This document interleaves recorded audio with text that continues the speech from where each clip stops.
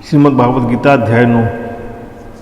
श्री भगवान बोले, तुझ दोष दृष्टि रहित भक्त के लिए इस परम गोपनीय विज्ञान सहित ज्ञान को पुनः भली भांति कहूँगा, जिसको जानकर तू दुख रूप संसार से मुक्त हो जाएगा।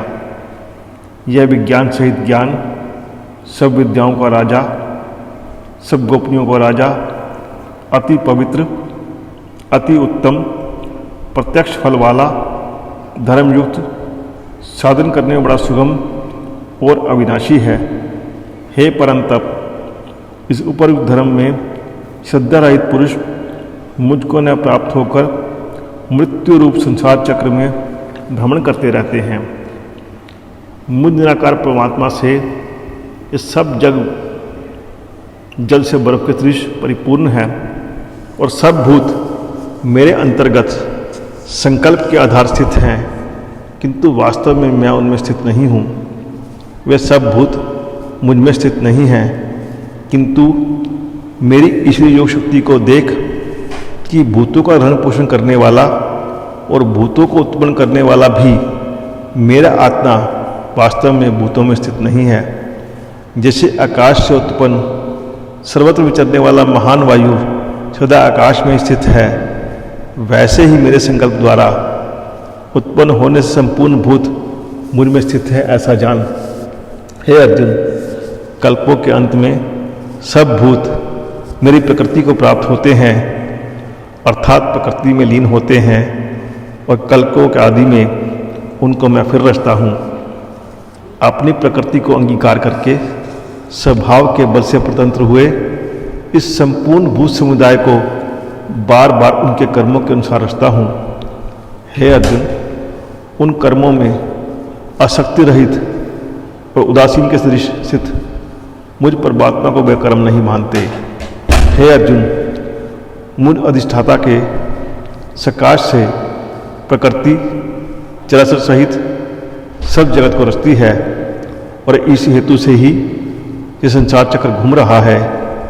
मेरे परम भाव को न जानने वाले मूढ़ लोग मनुष्य का सिंह धारण करने वाले मुझ संपूर्ण भूतों के महान ईश्वर को तुच्छ समझते हैं, अर्थात अपनी योग माया से संसार के उद्धार के लिए मनुष्य रूप से विचरते हुए मुझ परमेश्वर को साधारण मनुष्य मानते हैं।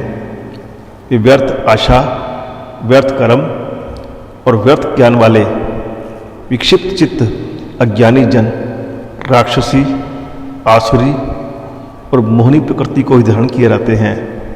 परंतु हे कुंती पुत्र, दैव प्रकृति के आश्रित महात्मा जन मुझको सब भूतों का सनातन कारण और नाश रहित अक्षर स्वरूप जानकर अनन्य मन से युक्त होकर निरंतर भजते हैं। दृढ़ निश्चय वाले भक्तजन निरंतर मेरे नाम और गुणों का कीर्तन करते हुए तथा मेरी प्राप्ति के लिए यत्न करते हुए और मुझको बार बार प्रणाम करते हुए सदा मेरे ध्यान में युक्त होकर अनन्य प्रेम से मेरी उपासना करते हैं। दूसरे ज्ञान योगी निर्गुण निराकार ब्रह्म का ज्ञान यज्ञ के द्वारा अभिन्न भाव से पूजन करते हुए भी मेरी उपासना करते हैं, और दूसरे मनुष्य बहुत प्रकार से स्थित मुझ विराट स्वरूप परमेश्वर की पृथक भाव से उपासना करते हैं। क्रतु में हूँ, यज्ञ में हूँ, स्वधा में हूँ, औषधि में हूँ, मंत्र में हूँ, धृत में हूँ, अग्नि में हूँ, और हवन रूप क्रिया भी मैं ही हूँ। इस संपूर्ण जगत का धाता अर्थात धारण करने वाला, कर्मों के फल को देने वाला, पिता, माता, पितामह, जानने योग्य पवित्र ओंकार तथा ऋग्वेद, सामवेद और यजुर्वेद भी मैं ही हूँ। प्राप्त होने योग्य परम धाम, भरण पोषण करने वाला, सबका स्वामी, शुभाशुभ को देखने वाला, सबका वासस्थान, शरण योग्य, प्रत्युपकार न चाकर हित करने वाला, सबकी उत्पत्ति प्रलय का हेतु, स्थिति का आधार, निधान और अविनाशी कारण भी मैं ही हूँ। मैं ही सूर्य रूप से तपता हूँ वर्षा का आकर्षण करता हूँ और उसे बरसाता हूँ। हे अर्जुन, मैं ही अमृत और मृत्यु हूँ और सत असत भी मैं ही हूँ। तीनों वेदों में विधान किए हुए सकाम कर्मों को करने वाले, सोमरस को पीने वाले, पाप रहित पुरुष मुझको यज्ञों के द्वारा पूजकर स्वर्ग की प्राप्ति चाहते हैं। वे पुरुष अपने पुण्यों के फलस्वरूप स्वर्गलोक को प्राप्त होकर स्वर्ग में दिव्य देवताओं के भोगों को भोगते हैं। वे उस विशाल स्वर्गलोक को भोगकर पुण्य क्षीण होने पर मृत्युलोक को प्राप्त होते हैं।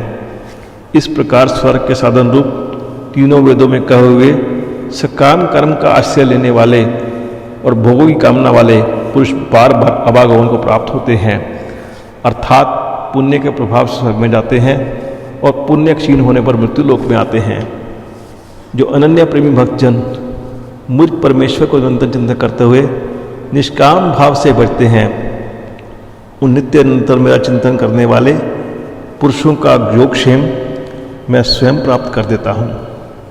हे अर्जुन, यद्यपि श्रद्धा से युक्त जो सकाम भक्त दूसरे देवताओं को पूजते हैं, वे भी मुझको ही पूजते हैं, किंतु उनका वह पूजन अविधि पूर्वक अर्थात अज्ञान पूर्वक है, क्योंकि संपूर्ण यज्ञों का भोक्ता और स्वामी भी मैं ही हूँ, परंतु वे मुझ परमेश्वर को तत्व से नहीं जानते, इसी से गिरते हैं अर्थात पुनर्जन्म को प्राप्त होते हैं। देवताओं को पूजने वाले देवताओं को प्राप्त होते हैं, पितरों को पूजने वाले पितरों को प्राप्त होते हैं, भूतों को पूजने वाले भूतों को प्राप्त होते हैं, और मेरा पूजन करने वाले भक्त मुझको ही प्राप्त होते हैं। इसलिए मेरे भक्तों का पुनर्जन्म नहीं होता। जो कोई भक्त मेरे लिए प्रेम से पत्र, पुष्प, फल, जल आदि अर्पण करता है, उस शुद्ध बुद्धि निष्काम प्रेमी भक्त का प्रेम पूर्वक अर्पण किया हुआ वह पत्र पुष्प आदि मैं सघन रूप से प्रकट होकर प्रीति सहित खाता हूँ। हे अर्जुन, तो जो कर्म करता है, जो खाता है, जो हवन करता है, जो दान देता है और जो तप करता है, वह सब मेरे अर्पण कर।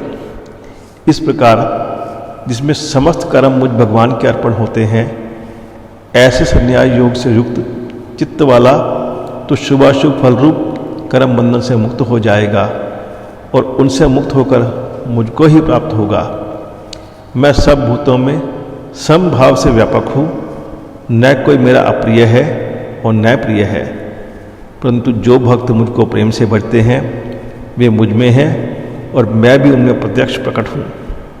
यदि कोई अतिशय दुराचारी अनन्य भाव से मेरा भक्त होकर मुझको भजता है तो वह साधु ही मानने योग्य है, क्योंकि वह यथार्थ निश्चय वाला है, अर्थात उसने बाजी निश्चय कर लिया है कि परमेश्वर के भजन के समान अन्य कुछ भी नहीं है। वह शीघ्र ही धर्मात्मा हो जाता है, सदा रहने वाली परम शांति को प्राप्त होता है। हे अर्जुन, तो निश्चय पूर्वक सत्य जान कि मेरा भक्त नष्ट नहीं होता। हे अर्जुन, स्त्री, वैश्य, शूद्र तथा पाप योनि, चंडाला आदि जो कोई भी हों, वे भी मेरी शरण होकर परम गति को ही प्राप्त होते हैं। फिर इसमें तो कहना ही क्या है, जो पुण्य शुद्ध ब्राह्मण और राजऋषि भक्तजन मेरे शरण होकर परम गति को प्राप्त होते हैं। इसलिए तू सुख रहित और षणमंगुर मनुष्य श्री को प्राप्त होकर निरंतर मेरा ही भजन कर। मुझ में मन वाला हो, मेरा भक्त बन, मेरा पूजन करने वाला हो, मुझको प्रणाम कर। इस प्रकार आत्मा को मुझ में नियुक्त करके मेरे प्रयाण होकर तू मुझको ही प्राप्त होगा।